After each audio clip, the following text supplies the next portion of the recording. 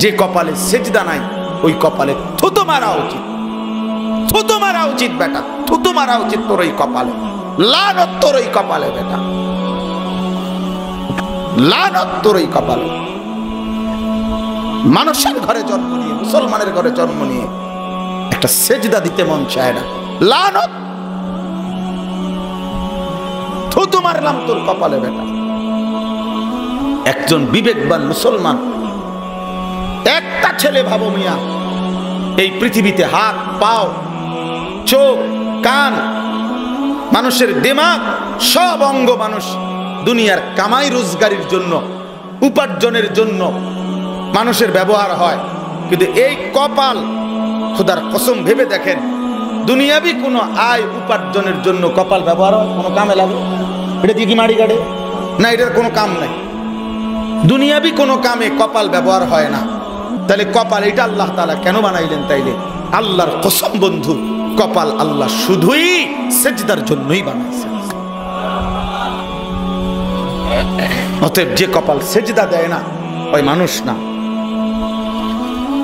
যে কপাল সেজদা দেয় না লানত তার উপরে, লানত তার উপরে।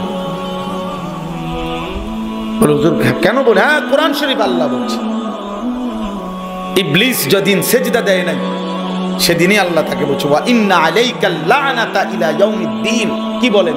বলছে কিনা? বলে আল্লাহ বলছে ইবলিস সেজদা দিলি না তো আজকের থেকে নিয়ে কিয়ামত পর্যন্ত তোর উপরে আল্লাহর লানত, লানত, লানত। কয়টা সেজদা দেয় নাই? একটা। একটি সেজদা না দিলে যদি কিয়ামত পর্যন্ত লানতের যোগ্য হয়, প্রিয় বন্ধু এক এক ওয়াক্ত নামাজের কতটা সেজদা ছুটে যায়। যদি পারতাম আমরা তো তোমগরে জড়ায় ধরে কানতাম।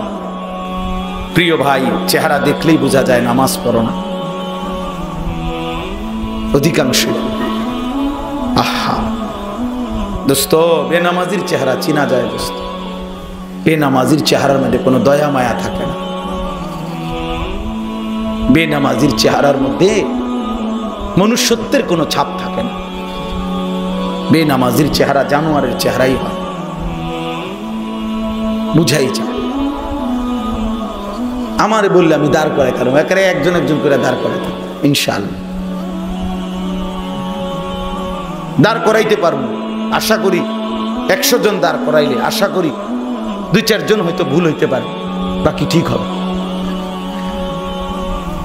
বেনামাজির চেহারার মধ্যে কোনো সৌন্দর্য থাকে না। বেনামাজি আল্লাহর দুশ্মন, বেনামাজি সৃষ্টির দুশ্মন, বেনামাজি চতুষ্পদ জন্তুর চাইতেও খারাপ। এক নারীর জন্য, এক ছবির জন্য, জিনার জন্য, বেবিচারের জন্য, বন্ধুদের আড্ডায় নিজেকে একটু ফ্যাশনেবল করার জন্য চেহারায় সুরতে চলনে বলনে কাফেরের মতো মুশরিকের মতো সাজলা, নিজের অস্তিত্ব নিজের পরিচয় ভুলে গেল। অথচ বাপ কি পরিমাণ মুসলমান আজকে নির্যাতিত। মুসলমানের রক্তে আল্লাহর জমিন ভাসতেছে, মুসলমানের রক্ত। আজকে যদি ইনসাফের সাথে আমরা বলি তাহলে গাজা ফিলিস্তিনের মাটিতে আল্লাহর কসম আমার মনে হয় আজ যদি নিচের থেকে উঠায় তাইলে পানির চাইতেও বেশি রক্ত উঠবে। রক্ত যদি মোটর দিয়ে উঠায় তো গাজার জমিনে, ফিলিস্তিনের জমিনে 1948 ইংরেজি থেকে আজকে 2025 পর্যন্ত 77 বছর একটানা এই ফিলিস্তিনের মুসলমান ইসরায়েলের এই কুত্তাদের দ্বারা নির্যাতিত। বিশ্বাস করো ভাইয়া, এটা ঐতিহাসিক তথ্য। 77 বছর। 1948 সালে জুলুম শুরু হয়েছে, আজও চলছে। 1947 ইংরেজিতে কাশ্মীর এই ভারতের হিন্দু বেঈমানদের দ্বারা আক্রান্ত হয়েছে। আজকের এই দিন পর্যন্ত 78 বছর যাবত আপনার কাশ্মীরের মধ্যে মুসলমানের উপরে জুলুম চলছে। এই এখনো আজকে 2 দিনেও অসংখ্য জম্মু কাশ্মীরের মুসলমানকে ভারতীয় পুলিশ অকাতরে নির্বিচারে ধরতেছে। ওইখানের একজন নৌবাহিনীর কর্মকর্তা, তাকে কে যেন মেরে ফেলছে। কি হয়েছে? এই 2 দিন হয়েছে ঘটনা।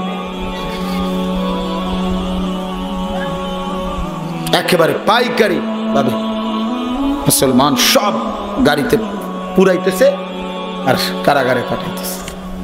এই খবর নেন, আপনি দেখেন।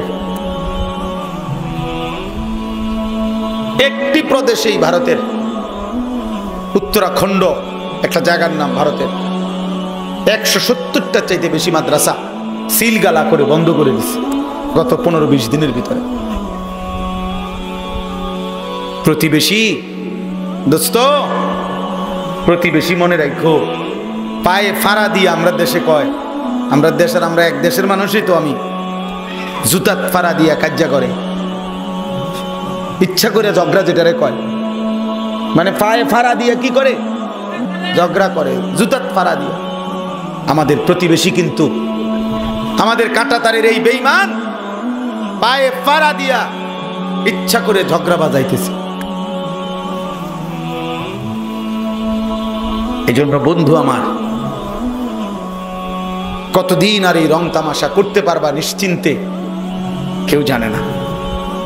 করতে থাকো, আল্লাহকে নারাজ করতে থাকো,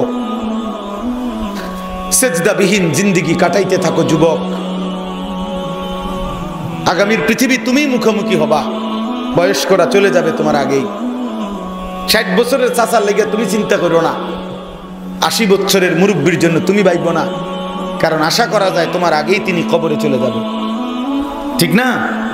তুমি আগামীর পৃথিবীর বাস্তবতা মুখোমুখি হবা যদি আল্লাহ হায়াত দেয়। এই জন্য আমি অনুরোধ করছি, আলাদাভাবে ভাবো। একটা যুবক হলেও, একজনও যদি বদলায়, তাইলেও আমাদের জিন্দেগি সার্থক। ফাওয়াল্লাহি লা আন ইয়াহদিয়াল্লাহু বিকা রাজুলান ওয়াহিদান খায়রুন লাকা মিন হুমুরিন নাআম। নবী সাল্লাল্লাহু আলাইহি ওয়াসাল্লাম বলেন, আল্লাহর কসম, তোমার দ্বারা যদি একজন ব্যক্তি আল্লাহর পথ পায়, হেদায়েতের রাস্তা পায়, ওয়াহিদান মানে একজন, এটাও গোটা আরবের সমস্ত দামি উট লাল চিহ্ন বিশিষ্ট তোমারে হাদিয়া দেওয়ার চাইতেও কোটি গুণে উত্তম। কয়জন বন্ধু? একজন। আমি সেই একজনের আশায় আছি, একজনের আশায়। স্বপ্ন দেখি একজন যুবক বদলাবে, স্বপ্ন দেখি 2 জন যুবক বদলাবে, এবং আলহামদুলিল্লাহ আলহামদুলিল্লাহ বদলাচ্ছে। প্রতিদিন যুবক আল্লাহর দিকে ফিরতেছে। একদিন দেখবেন ইমাম মাহদি আসবে, একদিন সারা পৃথিবীব্যাপী কালেমার কুফরের বিরুদ্ধে যুদ্ধ শুরু হবে, আর সেই যুদ্ধে পর্যাপ্ত পরিমাণ সাজদাওয়ালা মুজাহিদ জানবাজ নওজোয়ান আল্লাহর কসম ময়দানে দাঁড়ায় যাবে ইনশাআল্লাহ। এজন্য দেখো বাবা, হতে পারে সেদিন তোমার মতো আকামলা এই মোবাইল টিফুন্নার নারী দেখুন না, আর ছবি দেখুন না, উলঙ্গ নাচ দেখুন না, সেজদাবিহীন যুবক হয়তো তোমারে মালিক কামে লাগাবে না, বলবে যা না ফরমান, তুই তোর নাফরমানিতে পড়ে থাক, আমি আল্লাহর জন্য যা দরকার, আমার দ্বীনের জন্য যা দরকার আমি তা নিয়ে নিছি,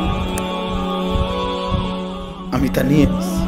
হাদিসে স্পষ্ট আছে, ইমাম মাহদি এবং ঈসা আলাইহিস সালাম ফজরের নামাজ পড়ে, ফজরের পরে আসরের সময় তিনি নেমে আসবেন, আর ফজরের নামাজ পড়ে ফজরের মুসল্লিদেরকে নিয়ে মাহদি এবং ঈসা আলাইহিস সালাম দাজ্জালের বিরুদ্ধে চূড়ান্ত লড়াই করার জন্য, ইহুদিদের বিরুদ্ধে চূড়ান্ত যুদ্ধের জন্য রওনা দিবে, বের হবে ফজরের মুসল্লি দিয়ে।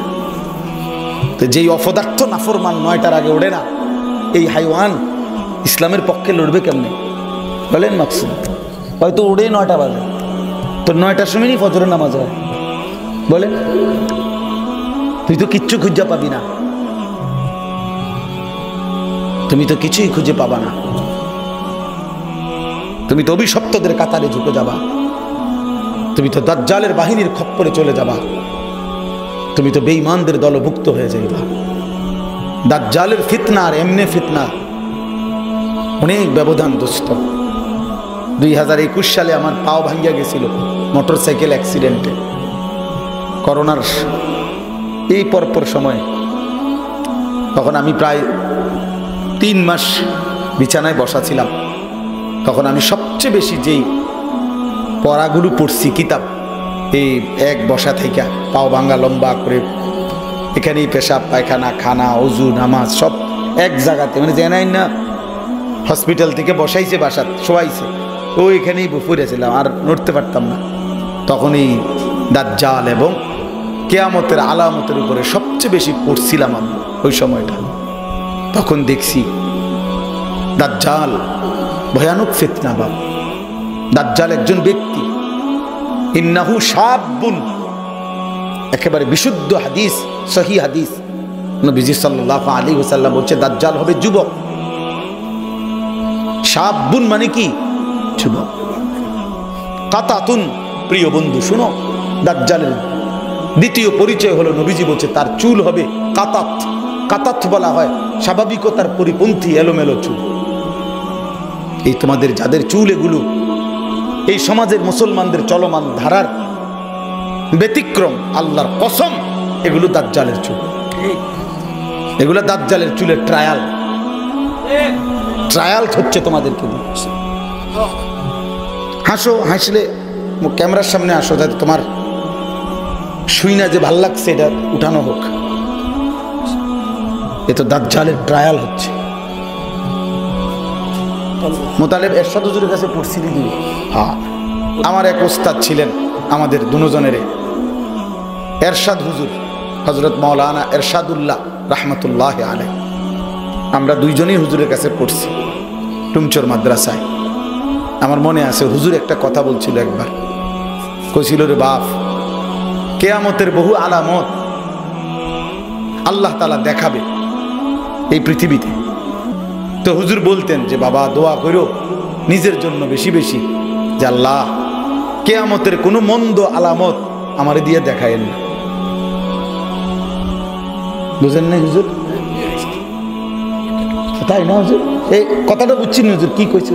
মনে করেন কিয়ামতের আলামত যে আল্লাহ রাসূল সাল্লাল্লাহু আলাইহি ওয়াসাল্লাম বলছেন, আতা আর রাজুলু ইমরাআতাহু, আক্কা উম্মাহু, আদনা সাদিকাহু, আকসা আবাহু।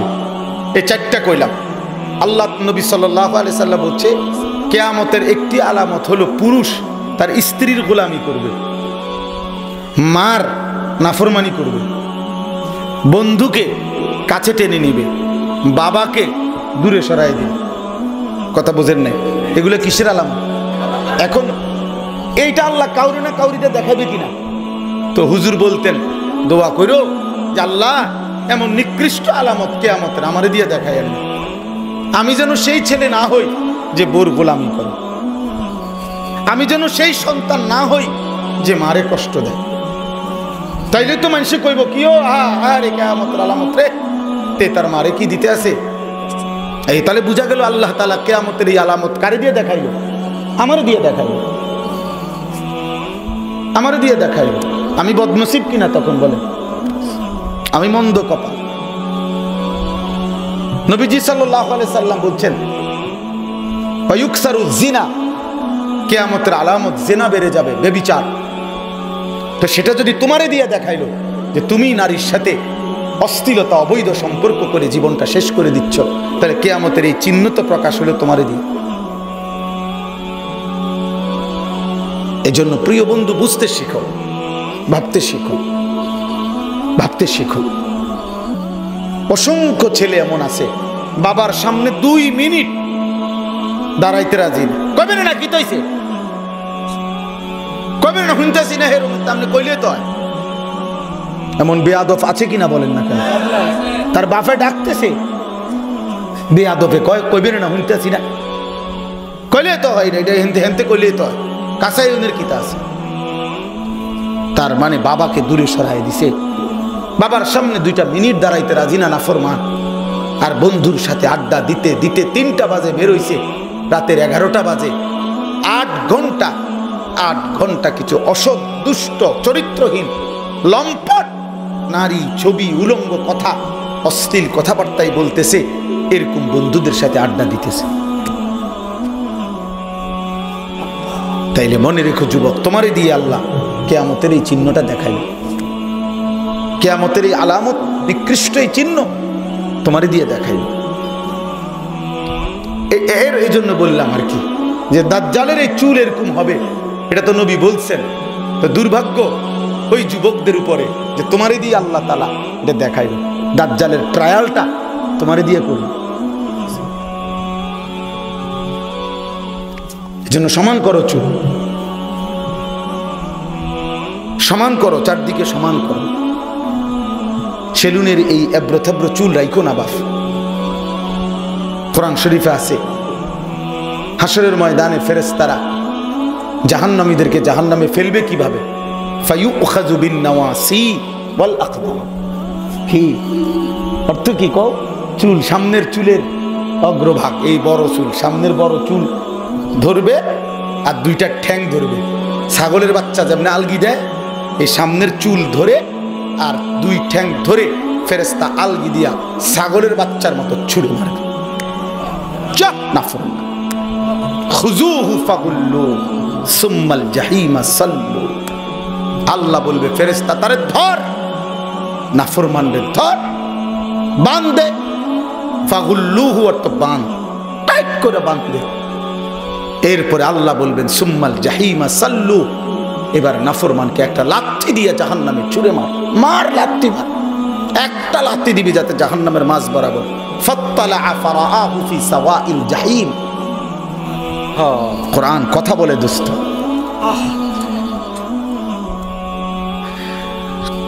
এই জন্য আমি শুধু দোস্ত, শুধু বক্তা হিসাবে আসি না, এই কথা ভাবি না। এক ফেরিওয়ালার মতো চিল্লাই সারা দিন। আল্লাহ তাআলা বলছেন নাফরমানকে দেখা যাবে জাহান্নামের মাঝ বরাবর, মাঝ বরাবর। অসৎ বন্ধুরা, ইমানদার বন্ধু অসৎ বন্ধুদেরকে দেখবে জাহান্নামের মাঝে। আবার নেককার বন্ধুরাও, বাহ, আল আখিল্লাউ ইয়াওমাইদিন বা'দুহুম লিবা'দিন আদুওয়ুন ইল্লাল মুত্তাকিন। ইল্লাল মুত্তাকুন না মুত্তাকিন। আল্লাহ তাআলা বলেন প্রত্যেক বন্ধু কিয়ামতের দিন একে অপরের শত্রু হবে, একমাত্র যারা তাকওয়ার বন্ধু, ঈমান আমলের বন্ধু, নেক কাজের বন্ধু, তারা একে অপরের শত্রু হবে না। ইয়া ইবাদি লা খাউফুন আলাইকুমুল ইয়াওমা ওয়ালা আনতুম তাহজানুন। আমার দর্শুর নাই, মুতালেবের আছে। ইয়া ইবাদি লা খাউফুন আলাইকুমুল ইয়াওমা ওয়ালা আনতুম তাহজানুন। আল্লাহ মুত্তাকি বন্ধুদেরকে একজন আর একজন নেক কাজের সঙ্গী ছিল, এমন বন্ধুদেরকে আল্লাহ ডাক দিয়ে বলবে, আমার প্রিয় বন্ধুরা, বান্দারা, তোমরা সকলেই মনে শুনে নাও, আজ হাসরের ময়দানে তোমাদের কোনো ভয় নাই, চিন্তাও নাই। এরপরে আল্লাহ বলেন এই নেক কাজের সঙ্গী, যে যাকে নেক কাজে সহযোগিতা করেছে, একজন আর একজনকে, এমন বন্ধুদেরকে আল্লাহ বলবে উদখুলুল জান্নাতা আনতুম ওয়া আজওয়াজুকুম তুহবারুন।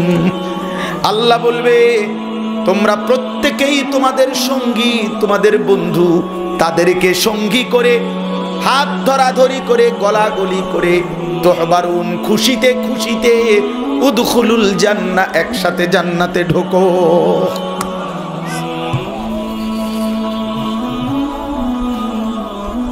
ইউতাফু আলাইহিম বিসিহাফিন মিন যাহাবিন ওয়া আকওয়াবিন মিন ফিদ্দাহ। আল্লাহ বলবেন বান্দা ঢুকলেই দেখবা তোমার সামনে স্বর্ণের থালা, রৌপ্যের গ্লাস ঘুরতেছে। বিসিহাফিন মিন যাহাবিন ওয়া আকওয়াবিন মিন ফিদ্দাহ। স্বর্ণের থালা, রৌপ্যের গ্লাস ঘুরতেছে। আল্লাহর ফেরেশতারা বলবে যে হে আল্লাহর বান্দা জান্নাতি, এই যে গ্লাস ঘুরছে, প্লেট ঘুরতেছে, আপনারা শুধু অর্ডার দিতে থাকেন, ওয়ালাকুম ফিহা মা তাশতাহিহিল আনফুসু ওয়া তালাজ্জুল আ'য়ুন। আল্লাহ বলেন, বান্দা তোমার জন্য তোমার দিলে যা চাইবে সব কিছু একখানি পেশ করা হবে, তুমি শুধু চাইতে থাকো, আমি দিতে থাকি। তুমি চাইতে থাকো বান্দা, আমি দিতে থাকি। এই জন্য বন্ধু আমার, রাত অনেক গভীর হয়েছে, আমি উদ্দেশ্য এটাই বুঝাইতে চাই, আগামী দিনে ঈমান আর কুফরের যুদ্ধ হবে। আগামীর সময়ে এই সমস্ত রাজনৈতিক দল টল নিয়ে বিশ্বব্যাপী কোনো যুদ্ধ নাই, এখনো তো নাই। সব কিছুতেই সারা পৃথিবীতেই আজকে ঈমান আর কুফরের ধাক্কা ধাক্কি চলতেছে, যুদ্ধ। একদিকে মুসলমান, একদিকে বেঈমান, একদিকে কাফের, একদিকে মুমিন। আগামী সময়ে যুদ্ধ, লড়াই, জিহাদ, কিতাল হবেই হবে। যুদ্ধ এই পৃথিবীর এক চলমান বাস্তবতা, এটা অস্বীকার করার সিস্টেম নেই। এই পৃথিবীর ইতিহাসের সাথেই সম্প্রদায় সম্প্রদায়, দলে দলে, গোষ্ঠীতে গোষ্ঠীতে, জাতিতে জাতিতে, দেশে দেশে যুদ্ধ, এটা এই পৃথিবীর একটা স্বাভাবিক ইতিহাস। ইতিহাস যুদ্ধ ইতিপূর্বে হয়েছেই, হইতেই থাকবে, হইতেই থাকবে। কিন্তু এটাই সত্য যে আগামী দিনে সারা পৃথিবীব্যাপী ঈমান আর কুফরের যুদ্ধ হবে। এই তর্জমাটাই বলে শেষ করে দেব। এটা বলার জন্যই প্রেক্ষাপটটা বলতেছি। যে আয়াতগুলো আমি পড়ছি তাফসির করব না, শুধু তর্জমা করব। তর্জমা করলেই সারবে, এই মানে বুঝার সব বুঝা ফেলবে। আগামীর সময় এটা বাবা, আজকের যে ইসরায়েল, যেই কুত্তারা মুসলমানকে এভাবে শেষ করে দিচ্ছে গাজার জমিনে, ফিলিস্তিনের জমিনে। প্রিয় বন্ধু, গত 4-5 দিন আগে একটা 9 বছরের ছেলে একটা ছবি দিছে পত্রিকায়। 9 বছরের একটা ফিলিস্তিনি ছেলে, একটা ছবি আসছে তার। সে পৃথিবীবাসীর কাছে একটা প্রশ্ন করছে যে তার 2টা হাত বোমার আঘাতে উড়ে গেছে। এই 2 হাত ছাড়া এই ছেলেটা সুন্দর ফুটফুটে চেহারার এক ছেলে। ছেলেটা বলতেছে, পৃথিবীবাসী আমি জানতে চাই, 9 বছর বয়সে আমি আমার 2 হাত বোমার আঘাতে, দুশ্মনের আঘাতে হারিয়ে ফেললাম। আমি তোমাদের কাছে জানতে চাই জগৎবাসী, আমার আগামী জিন্দেগি আমি কেমনে চলব? একটা ছেলে বলো বাবা, যদি তোমার ছোট ভাই এসে এই কথা বলে তুমি কি জবাব দিবা? তুমি বলবা, না ছোট ভাই তুই কাঁদতে থাক, আমি মোবাইল টিপতে থাকি। তুই কাঁদ বন্ধু, ছোট ভাই তুই কাঁদ, তুই রক্তে গড়াগড়ি খা। আমার এখনো এমবি আছে, আমার মোবাইলে চার্জ আছে। আমি উলঙ্গ ছবি দেখব, নারী দেখব, আমি জিনাই দেখব, ব্যভিচারী দেখব, আমার বন্ধুদের সাথে আড্ডাই দেব। এই তো ইনসাফ না? এটাই তো বিবেকের দাবি না? বলে 6 বছরের একটা মেয়ে, 6 বছরের বাচ্চা মেয়ে, সেই মেয়েটা সাক্ষাৎকার দিছে যে বোমার আঘাতে আমি বেহুশ হয়ে গেছি, হুঁশ ফিরে। আমি নিজে আরবি শুনছি মেয়েটার, এ গাজার মেয়ে। সে বলতেছে, আমি কত কিছুদিন আগে, সে বলতেছে আমি হুঁশ আসার পরে আমি তাকায় দেখি আমার ডান হাতটা আমার সাথে নাই। আমার ডান হাত কোথায় যেন উড়ে গেছে, আমি আর খুঁজেই পাচ্ছি না। দোস্ত আমার একটা 3.5 বছরের মেয়ে আছে, আমারও সুমাইয়া, আমার ছোট্ট মেয়ে। সারাদিন কত কিছু হারাইয়া ফেলে। একবার আইসা কয় জুতা পাই না, একবার খেলনা পায় না, একবার জামাটা পায় না, একবার ব্রাশটা পায় না, একবার টুথপেস্ট পায় না, এরকম করে। তা আমি ভাবলাম যে ছোট বাচ্চা তো এটা বলতে পারে যে আমার জুতা পাচ্ছি না, আমার খেলনা পাইতেছি না, এটা তো ঠিক আছে। কিন্তু এক বাচ্চা বলতেছে আমি আমার ডান হাতটাই খুঁজে পাচ্ছি না, এটা কিভাবে সম্ভব? এরপরেও যদি বন্ধু মুসলমানের এই নির্মম জুলুম নির্যাতন রক্তের উপরে মুসলমান যখন ভাসতেছে, তখনও তোমাদের যাদের এক ওয়াক্ত নামাজ পড়তে মন চায় না, আমার মন বলে দোস্ত তোর ভিতরে কোনো কলিজা বলতে কিছু নাই রে, তোর ভিতরে কোনো দিল নাই, মানুষের কোনো কাতারে পরশ না বন্ধু। তো মুসলমানের কোনো কাতারে, মুসলমানের কোনো কাতারে, মুসলমানের কোনো গ্রুপে তুমি পড়ো না। এত রক্ত, এত জুলুম, এত শাহাদাত, এত খুন দেখবার পরেও যার হৃদয়ে কোনো চোখের পানি আসে না, কলিজা একটু নড়ে না, আল্লাহকে একটাবার ডাক দিতে মন চায় না, কি মনে হয় তার দিল আছে মনে হয়?